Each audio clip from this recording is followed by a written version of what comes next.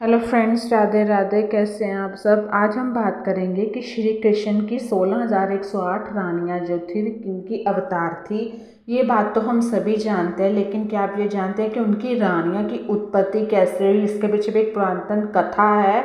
श्री कृष्ण की 16,108 रानियों का विषय हमेशा से न सिर्फ चर्चित बल्कि विवादित रहा है, क्योंकि जो लोग कृष्ण लीलाओं को समझने में असमर्थ हैं वे अक्सर कुछ ना कुछ गलत इस बारे में बोलते हैं या श्री कृष्ण पर उंगलियां उठाते हैं। मगर आज इस वीडियो में आपको बताएंगे उनकी जो आखिर 16,108 रानियां थी कैसे बनी, किसका अवतार थी। ये कथा है कि एक राक्षस के चुंगल से उन्होंने इतनी कन्याओं को मतलब मुक्त कराया था और अपनी रानियां स्वीकार किया था। ये कथा बहुत पुरातन है।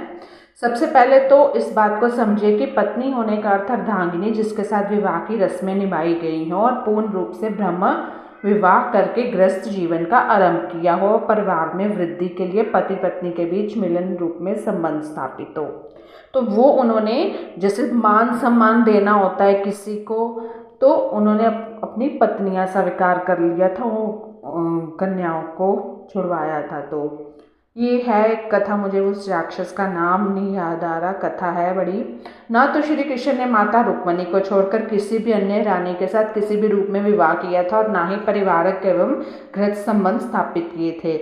श्री कृष्ण ने सिर्फ और सिर्फ लोक लाज से बचाने के लिए उन कन्याओं को अपनी रानियों के रूप में स्वीकार किया था। पौराणिक कथा में यह वर्णन है कि जब उन सभी रानियों के मन में मातृत्व की भावना ने जन्म लिया, तब श्री कृष्ण ने उन्हें संतान प्राप्ति का वरदान दिया था। उस वरदान से सभी रानियों को संतान हुई थी। अब बताते हैं कि कौन थी श्री कृष्ण की रानियां और किसका अवतार थी। वीडियो को पूरा देखें, लाइक सब्सक्राइब जरूर करें।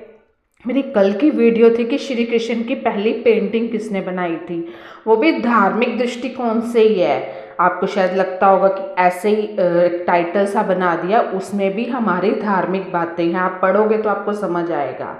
श्री कृष्ण की 16,108 रानियां जो थी, भगवत पुराण के अनुसार वो रानियां ऋषि थे जिन्होंने कई हजार वर्षों तक तपस्या कर भगवान विष्णु से यह वरदान प्राप्त किया था कि उन्हें स्त्री रूप में द्वापर युग में श्री कृष्ण से प्रेम प्राप्त हो, श्री कृष्ण उनके स्वामी के रूप में उन्हें अपने निवास पर स्थान दें। तो वो रानियां थी। उन्हीं ऋषियों को दिए वरदान को पूरा करने के लिए श्री कृष्ण ने उन ऋषियों को स्त्री रूप में अपनी रानियों के तौर पर स्वीकार किया था, जिस समय द्वापर युग का अंत होने वाला था और श्री कृष्ण की मृत्यु के बाद उनकी रानियां वन में तपस्या करने गई थी।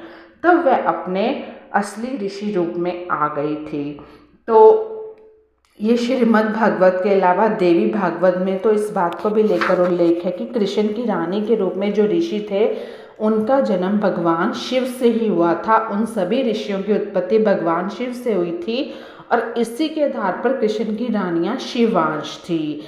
यानी कि ये कथा तो आगे की रानियां थी कौन, ऋषियां थी, लेकिन इसके पहले कथा थी कि ये कन्याएं के जो रूप में थी, पहले ये एक राक्षस के चुंगल में फंसी हुई थी।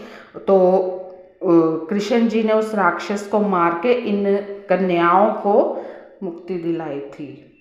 तो